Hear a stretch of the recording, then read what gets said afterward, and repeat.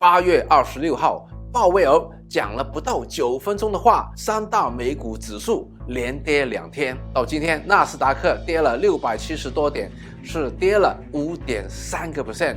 到底这个是不是美股大跌的开始呢？今天我又看到起码有3个黑天鹅，而现在很少人看到它们。当大家都看到这3个黑天鹅出现的时候，这次的股灾有多严重呢？当然，我不是末日博士，我相信有危才有机，黎明之前是最黑暗的。大家一定要认真仔细的看完这个视频，因为当中我也会提到机会在哪里。 All I'm offering is the truth, nothing more. 大家好，我是奇葩爸张志云，在这个频道里我会分享我投资了30年的经验，包括当中每一次股灾的发生。前2次我输清光了身家，后来每一次我都能成功的避开，并且在危机当中把握机会，做到年年买层楼，10年赚1亿的经验的分享。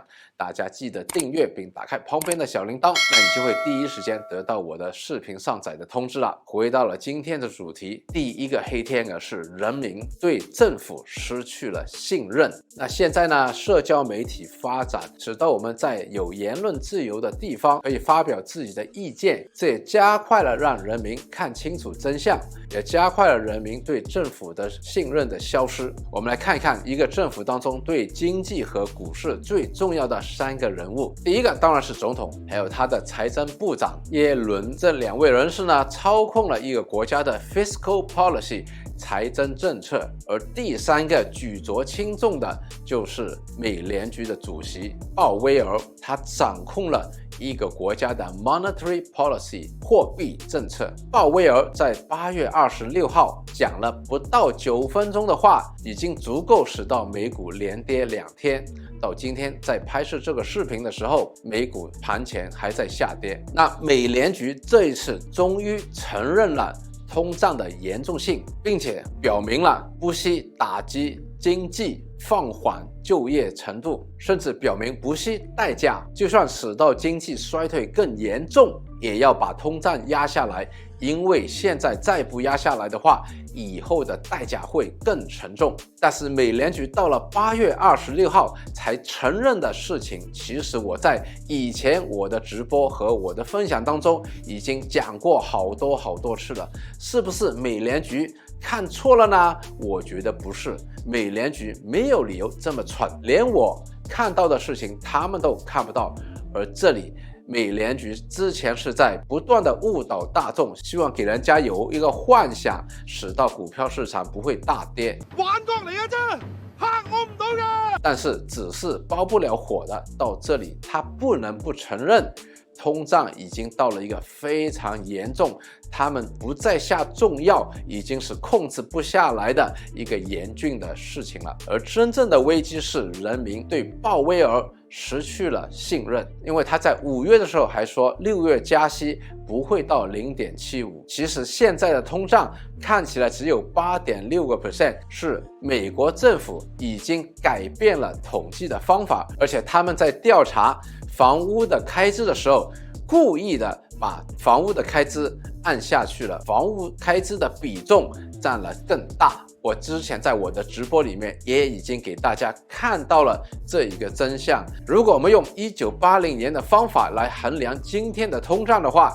今天的通胀是超越了 18%， 是要比1980年最高的时候还要更高。那么很多的美国人不看政府公布的数字，只要他们看看日常去超级市场去油站所付出的生活开支，就知道通胀是非常严峻的。美国还算好，因为美金今年不断的在涨。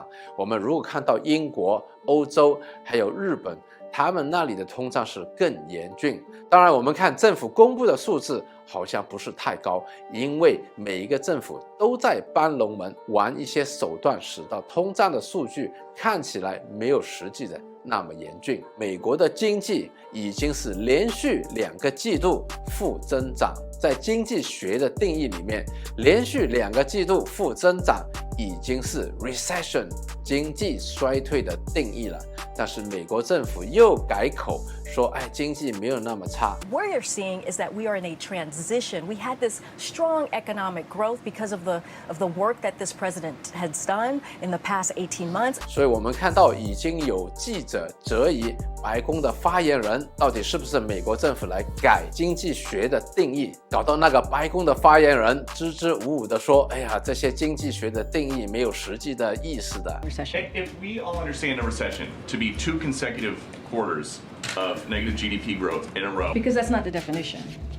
That is not the definition. Recession. It is What not. changed? It is not. 到底政府的谎言，人们是不是还继续会相信呢？我们又看回通胀，为什么会有通胀？早在70年代，经济学家 Milton Friedman 已经讲过，通胀一定是货币政策所导致的结果。也就是说资金太多。那我们看回自从08年美国金融海啸开始，美国的央行是开展了大量的量化宽松 QE， 到了2020年的时候，他们又加码这个 QE， 我叫它做 QE 2.0， 在短短的2年之内，把以前的货币供应再翻了1倍以上，这么多的资金打到市场里面，还不光是美联储，美国政府也是派发了很多的福利给国民，比如说特朗普的时候派了2次1200和600块的福利，到了拜登政府上场的时候，又每人派了1400美金的福利，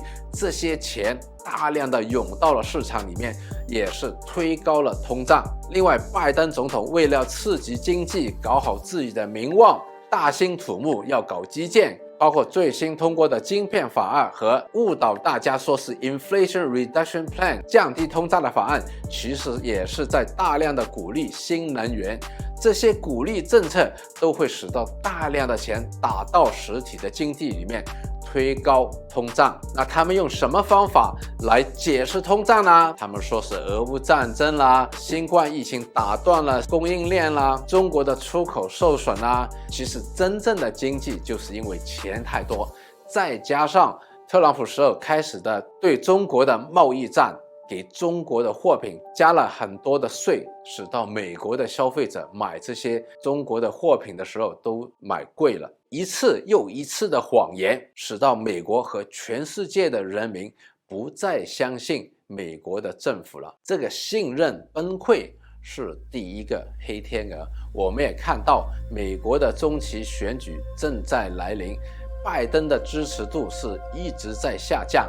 为了挽救他的支持度，他最新的措施是赦免了学生的债。那请问，学生的债可以赦免，这个钱从哪里来？美国国家所欠的债又能不能赦免？全世界看到美国不断的割人家的韭菜，剃人家的羊毛，会不会继续去买美国的国债？我们看到中国已经是连续多个月在抛售美债，这个抛售美债的速度会不会在未来加速呢？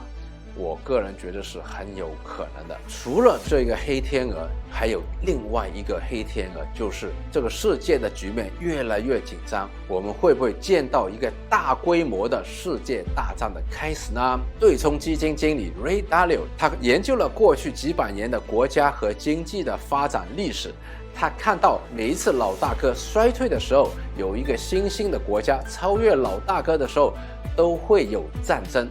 这个战争这次会不会发生呢？我们先来看一下 Ray Dalio 说，当一个世界老大哥的国家在衰退的时候，有6个症状会出现。首先，他会把利息降到很低很低。那我们看到美国基本上在过去20年在本地都是不断的把利息降低。第二个症状是大量的印钞票和举债。那我们看到美国在08年开展的量化宽松，到了2020年再把量化宽松加码，使到今天美国的国债已经是天文数字，超越了它的 GDP 很多的百分比。第三个症状是一个 financial crisis， 一个金融的危机。那我们拭目以待，现在美联储开始加息缩表，经济开始衰退，还有很多的黑天鹅的出现，这次金融的危机会不会是前所未有的严重？第4个症状是 wealth gap 贫富悬殊。我们看到美国搞金融和科技的精英，他们还是能赚到钱的，但美国失业的 homeless 的人也是越来越多。第5个症状就是 internal conflict， 美国现在的治安也是越来越差，包括我们看到特朗普在选举失败之后所引起的冲突和暴动，其实谁做总统都是一样，这些冲突和暴动更加是反映了国民对政府失去了信任和他们的不满。第6个症状是 external conflict， 对外的冲突。那因为当 internal conflict 国内的冲突越来越厉害的时候，国家的领导人就要对外发生冲突，把国人的注意力转到对外，而不是聚焦在国内的问题，呢招叫轉移視線、分心大法。所以今年我们看到美国联合了他的联盟，把焦点放在俄乌战争和台海局势当中。我觉得佩洛西的访台也是他挑起 external conflict 的其中一个棋子。所以面对中国的崛起，美国针对中国的措施只会越来越厉害。最新的晶片法案也是针对中国来的。那未来中国会不会抛售美债呢？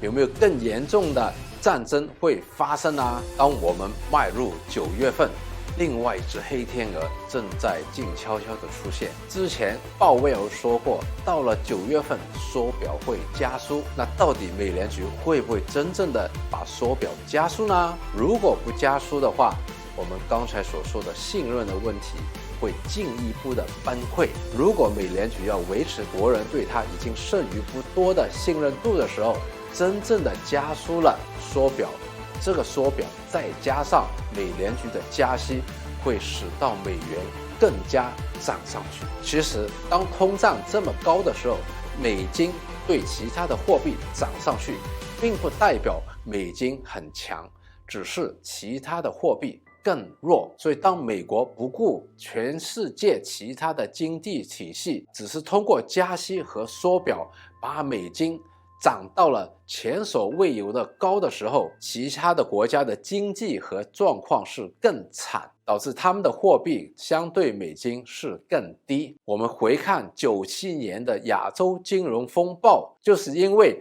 日元连续的贬值，触发了其他的亚洲国家的货币也开始暴跌，导致了97、98年的亚洲金融的危机。而这一次全世界已经没有当年那么笨，看懂了，看透了，要全世界帮美国来买单还债的这个阴谋诡计，货币战争一触即发。所以综合这3个黑天鹅，这一次股灾的幅度，我个人觉得要比97年的亚洲金融的危机还要厉害。而我们再看一下，现在全世界的第2经济体系中国大陆也正在经历着类似的美国08年雷曼事件的金融挑战，包括中国大陆的经济已经放缓，很多的债务违约，银行的资金链断掉，房地产价格崩溃，都是困难重重。那当第1大经济体系、第2大经济体系都一起发生问题的时候，欧洲也不会好很多，日本当然更加是惨不忍睹了。4大经济体系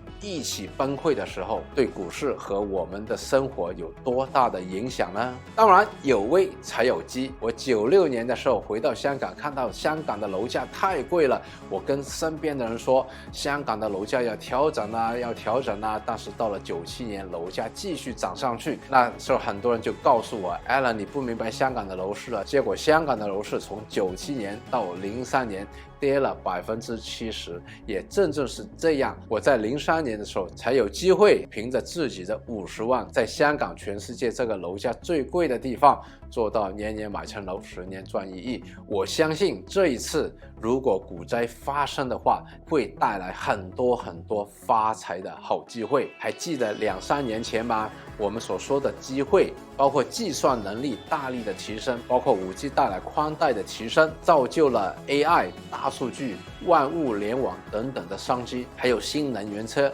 绿色能源等等的机遇。当时我看到好多很好的股票都觉得它们太贵了，买入的话有高追的危险。如果股灾把这些优秀的股票的价格跌到了很低的一个时候，给我有安全边际可以买入这些股票，那之后问题一定会过去，我们又会进入下一个牛市。在这些起飞的行业里面，我们一定会找到很多翻10倍甚至更多的股票。所以黎明来临前是最黑暗的，我们要在最黑暗的时候拿着手电筒去寻宝。我会帮大家继续关注事态的发展，大家也可以参加我每个星期天晚上8点半的直播，我们可以有更深入互动的讨论。看到这里的你，给自己一个赞，也给我们一个赞吧，也欢迎大家留言分享此视频。那我们下次再见。